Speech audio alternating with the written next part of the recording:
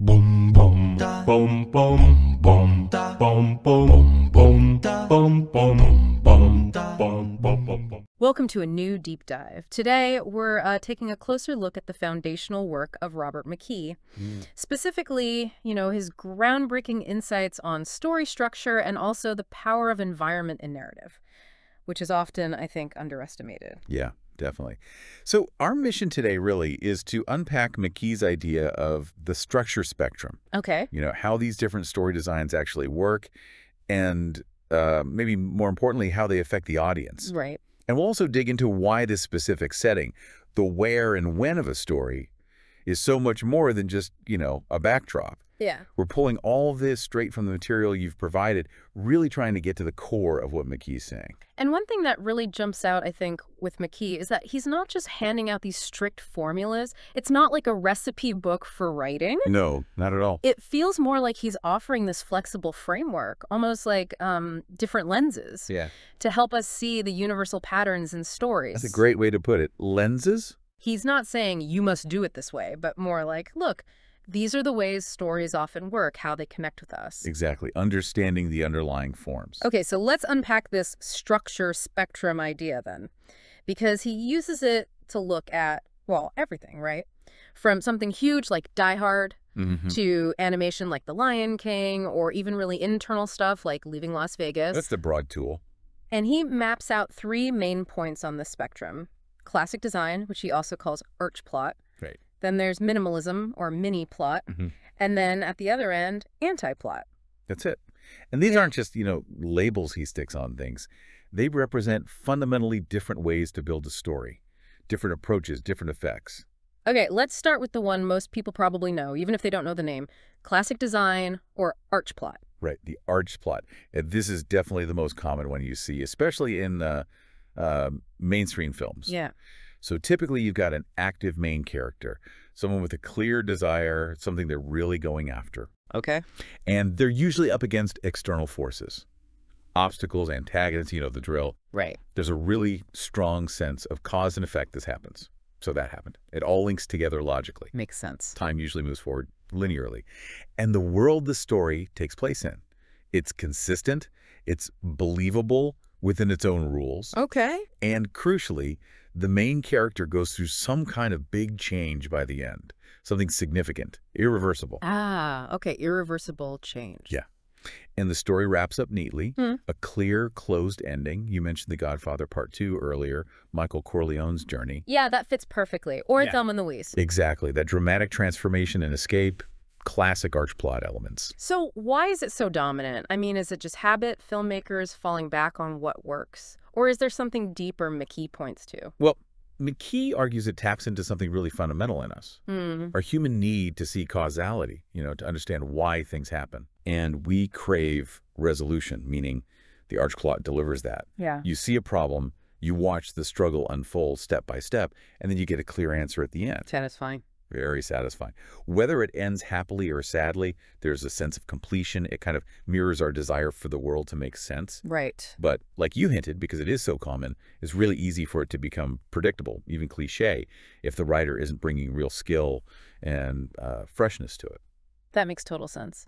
Okay, so moving along that spectrum, what happens when we get to minimalism or mini plot? How does that shift things? Right, mini plot. Things definitely change focus here.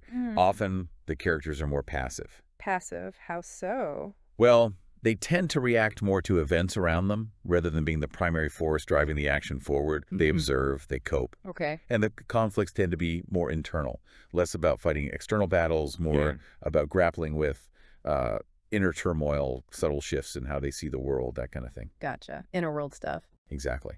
And maybe the biggest difference is the ending. Many plots often have open endings. Open endings, so no neat resolution. Often, no. They reflect life's ambiguities. Yeah. Things aren't always tied up in a neat bow. Think of films like Paris, Texas, that quiet, reflective feel. Right, I remember that one. Or The Accidental Tourist. Perfect example. William Hurt's character navigating grief. It's internal, subtle, and the ending isn't about some grand victory. It's about a quiet shift. So with that ambiguity, I mean, what are the challenges there? For the writer, Or maybe even for us as the audience. Does McKee talk about that? Oh, absolutely. That's a really important point. For the writer, the big challenge is keeping the audience hooked without that strong external goal or the promise of a big, clear payoff. Yeah, you don't have the ticking clock necessarily. Exactly. And for the audience, it asks for a different kind of attention. It's less about what's going to happen next and maybe more about what does this mean or how does this character feel? More interpretive. Yeah.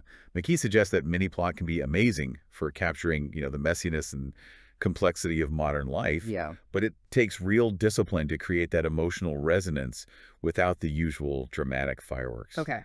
And then we get to the furthest end. Anti-plot. That sounds confrontational. What does that look like? Yeah, confrontational isn't a bad word for it. Anti-plot, just like the name says, it actively messes with the rules. It challenges our expectations of story. What kind of rules does it break? All sorts. It might shatter time, jump around non-logically. It might ignore cause and effect completely, embracing coincidence or randomness. Wow. Sometimes it explores meaninglessness or directly questions whether reality is even stable. You mentioned Monty Python and the Holy Grail. Yeah, the ending especially. Right. Total absurdity. Or on a more, let's say, art film end. Something like Last Year at Marienbad. Yeah. Very dreamlike, surreal. Okay, so the audience has to work a lot harder there. Definitely. You're not just sitting back and receiving the story. You're often actively trying to piece things together, trying to figure out how to make meaning. Or if meaning is even the point, it demands participation. It really sounds like this difference between active and passive characters we touched on is like woven into these structures. Is it fair to say an active character almost forces an arch plot? Or is it more flexible than that? It's definitely linked, strongly linked. But yeah, there's nuance there too. Classic design, the arch plot, it loves an active protagonist, someone pushing against the world, trying to change things. Like Harrison Ford in The Fugitive. Perfect example. Right. Dr. Kimball is relentlessly active, driving that plot forward to clear his name. Right. Minimalism, though, it often feels more natural with passive characters, characters who are sort of swept along by events or focused inward. Like the William Hurt character again, or maybe the boy in the 400 Blows. Exactly. The boy in 400 Blows can only react to the adult world. He can't really shape it.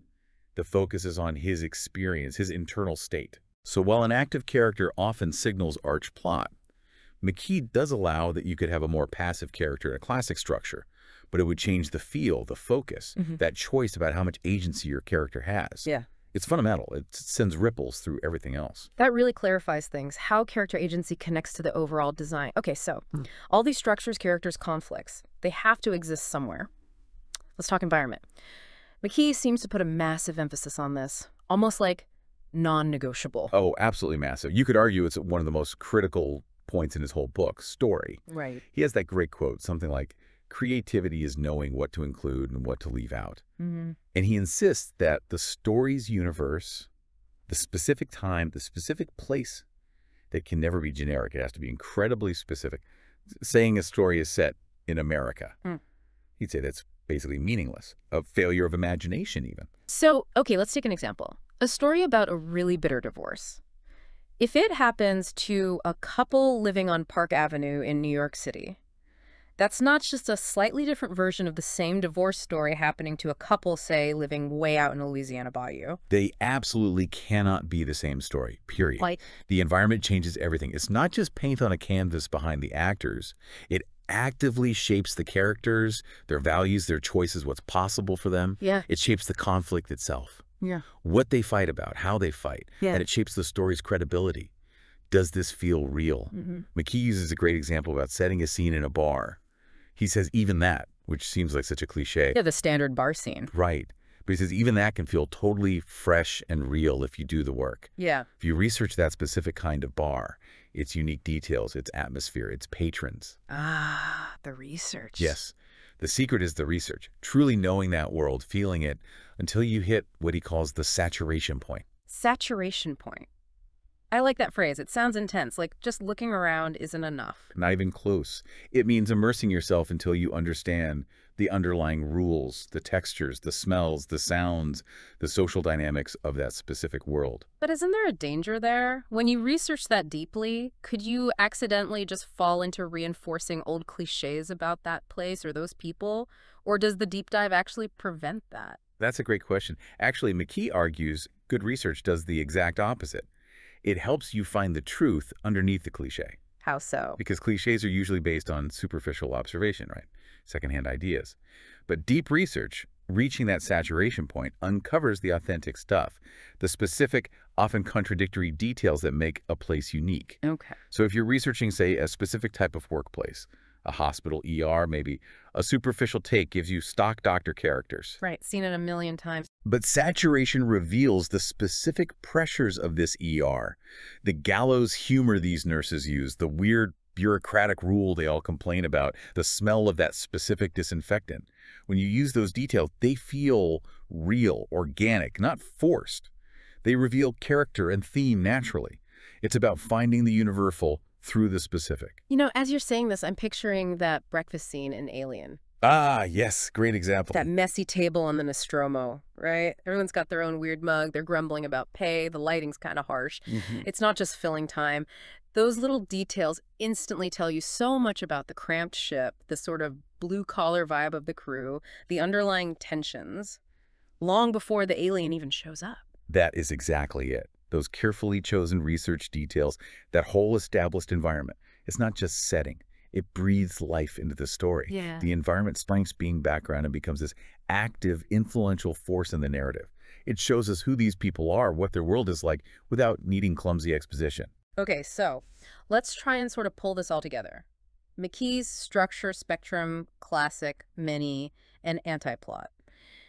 It gives us this map, almost, for understanding different ways to tell a story, each with its own logic, its own effect. Yeah, a map is a good way to think about it. Different routes you can take. And then underpinning whichever route you choose is this idea of a deeply researched environment, full of specific, authentic details. Yeah. That's the ground the story stands on, what makes it believable and impactful. Absolutely. You need both. The right structure for the story you want to tell and the right environment to make that story live and breathe. Yeah. And it's really crucial to circle back to McKee's main point here. Structure isn't a cage. It's not a rigid formula you just plug things into. Right, not a recipe. No, it's a flexible form. It's a guide, something that should empower creativity, not restrict it.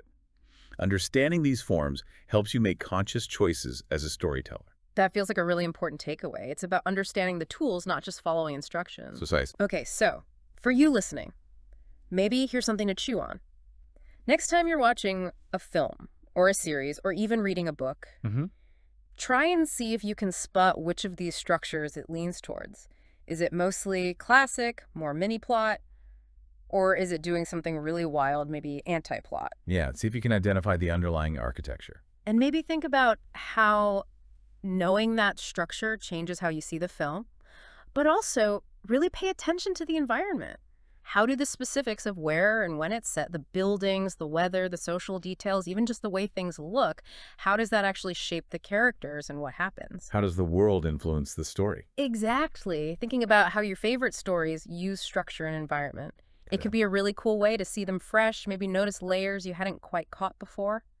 Boom, boom, boom, boom, boom, boom, boom, boom, boom, boom, boom, boom, boom, boom, boom, boom.